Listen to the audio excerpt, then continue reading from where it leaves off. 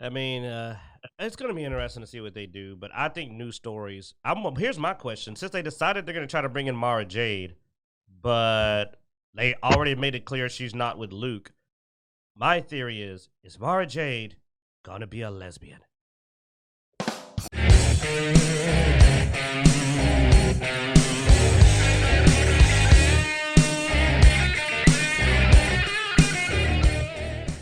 Welcome to Dicejunkies. I'm Zeno Damus. I'm here with Q. And on Skype, we got Blood Axe. All right, let's get started. All right, so first up, in our line of, we've talked about Slim Pickens? several. Well, yeah, Slim Pickens is definitely one of. So we're doing movies first, or we're doing games first? Yeah, I didn't really order these very well, did I? Now that you've pointed it out while we're live, thank you very much. I want people to know you suck. That's all right. We're gonna do movies, and we'll just do this, and then jump to the book. Yeah. All right. Yeah. So we'll jump to where I was heading, and that is we've talked about several set issues and on-set injuries and stuff like that, and now it seems that Black Panther. Wakanda Forever is the next film to suffer from set injuries with Miss Wright here is Laketita Wright. Been injured and will be out until early 2022. So probably just another delay as far as production goes. I know Disney's been throwing things back anyway, so I don't know. It costs a lot of money to delay these movies, though. Oh, I'm sure.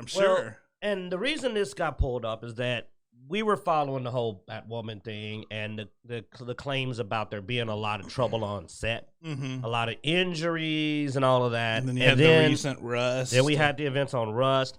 And then we had, a while back, even though Zeno has informed me that it wasn't purely an on-set thing, but, and I lost his name again, that Harrison Ford's injury. Yeah. Jason Momoa's injury. And we're just kind of... He's letting me be a little controversial here and kind of point out that something's changed in the staffing that suddenly caused all these things to be happening in a big cluster. And the only thing I can think of, that's it. It's up to you, man. They started pushing to hire people less on experience and more on checking off quotas. I have one alternate idea against yours.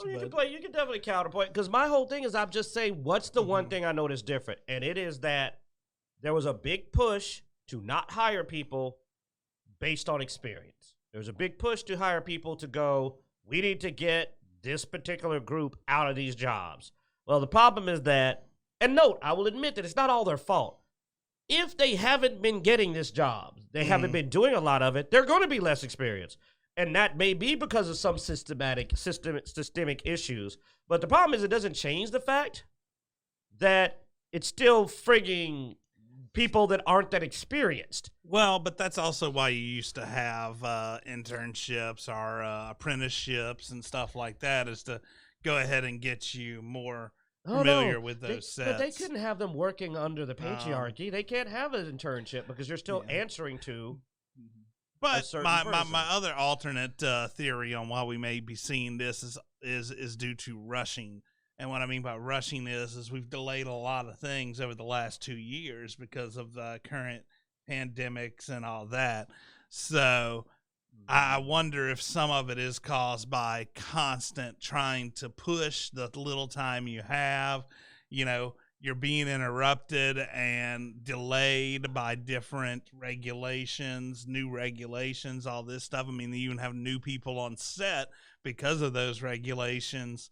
So the environment has changed as well recently. So not only has some of the stuff you were mentioning has happened, but we have had different mentalities on set. I don't know. The biggest challenge is, you'd have to know, and they've stopped. They've wisely stopped telling you who some of these staff members and arrangers is, what they needed to do, because they don't want to, break the narrative. But I'm not even saying it's 100%. I'm just trying to find out what changed. Like, something changed in this staff that where suddenly competency has dropped dramatically. Mm-hmm. Like looking at the Rust scenario, I'm watching it and I'm just going, how did this person get this job? Like everything I see, I'm just like, how?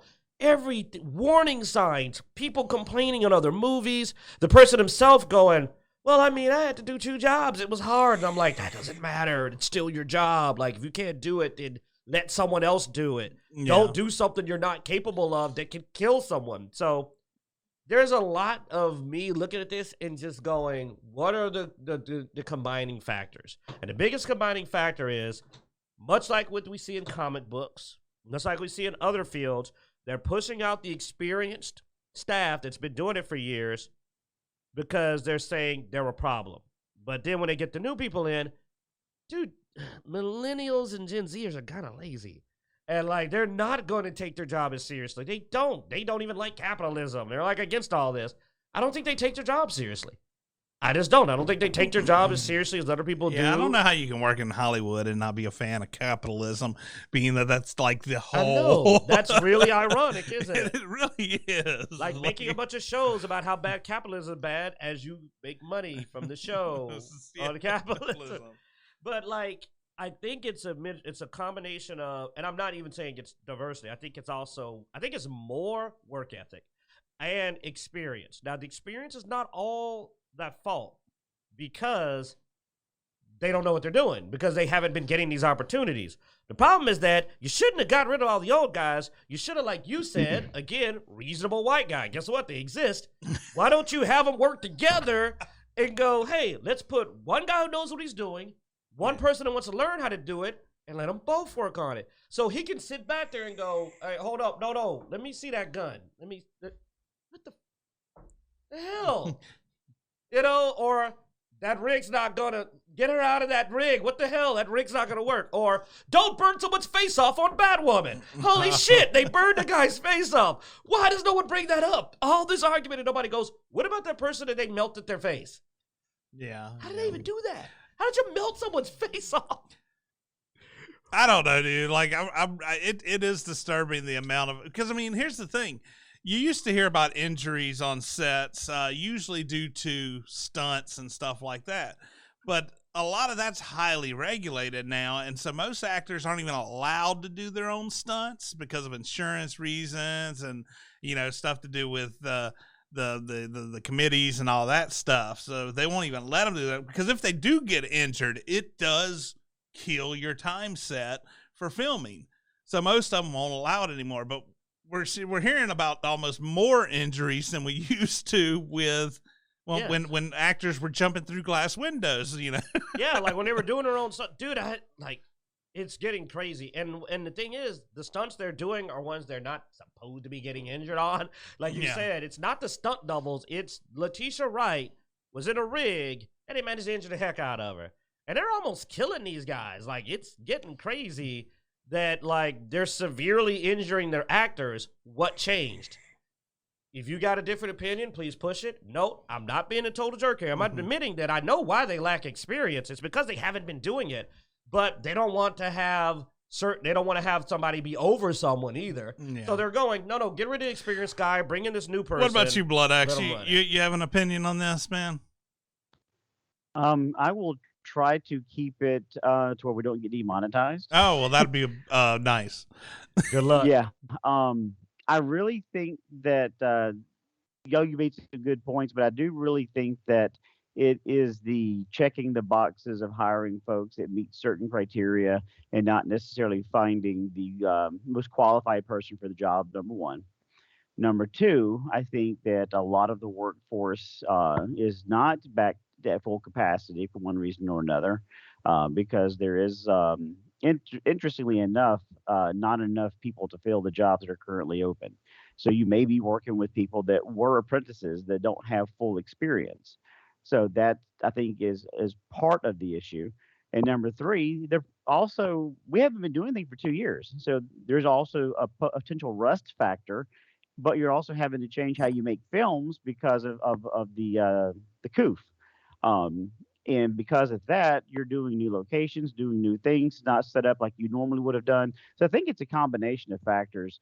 But I remember in Black Panther 1, they were touting that every single person on the cast, or in the production group, was all black.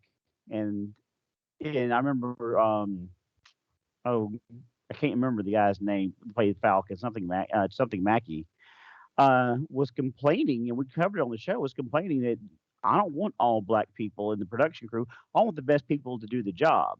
So again, I think it's going back to Anthony checking those Mackie. boxes, making sure. Yes, and thank you. Anthony Mackie was complaining about who is a black man himself doesn't want all black production crew. He wants the best people on the job so they're safe, they're efficient, and they can actually make a good film. So I think there's a lot of factors involved with it, but I do agree with Hugh that um, they don't have the most qualified folks there for one reason or another, and it is dangerous for people to do some of these stunts because you have to have something bigger, better, faster, more explosions to keep the films interesting. And so they're probably trying to create something really fantastic for Letitia Wright as because she's become the new Black Panther. So she has to be a superhero. So I can definitely see where they're putting her in situations, but she should be in a safe environment.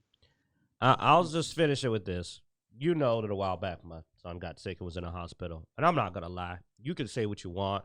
You can check all those boxes. But when your baby boy is in that bed and he's on that life support, and that older, experienced white doctor, I'm just going to say it, came in that office, and he calmed me down. He explained everything to me very well. And I found out he was a specialist. He gave me his credentials. And my immediate thought was, I've got a good doctor. My boy's going to be okay. And at that time, you don't give a crap about color. Well, no. You don't give a crap about any of this bullshit.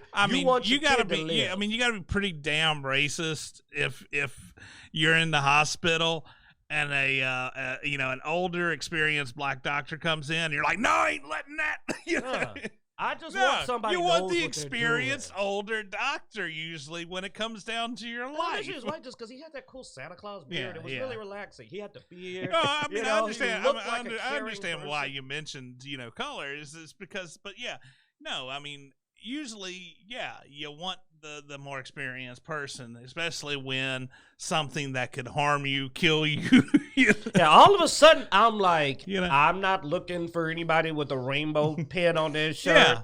Just so only that guy. I'm like, who knows what they're doing? I may take a chance with the barber who that's not that expensive or experienced. But I don't want to deal with the heart surgeon that's not that experienced. Recovering from COVID, life support. You're suddenly like, I want the oldest.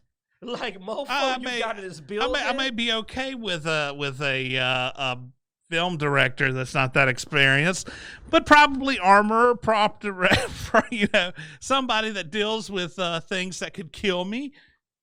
Probably want the more experienced guy. Yeah. I'm getting on a plane, and when I look in the pilot cockpit, I want to see somebody that looks like they've been flying a plane for a while. You know what I'm saying? Yeah. I don't even care about race. I just want you to look like you fucking been doing it for a minute. You don't want Doogie Howser, MD. Yeah, you know what I got sitting down there and go like, I'm here, and this is my first time, but I'm going to, no, this is your first flight, I'm off. You're homophobic. What the hell? You're Mexican. I didn't even base that on it. I based it on your age. Shut up, phobe. All right, well, whatever. You can call me whatever you want. I'm going to be on the ground, whatever I am. And when this thing's tail pinning out the air, I'm going to be like, they're so strong and brave.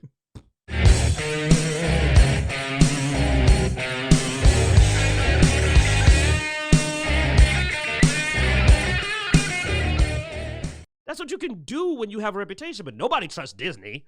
Did Disney tell you something, you're going to immediately go, let me go check that. Or I'm sorry, I shouldn't say them in particular. Large corporations that have not fostered a trustworthy reputation, you don't immediately believe what they say.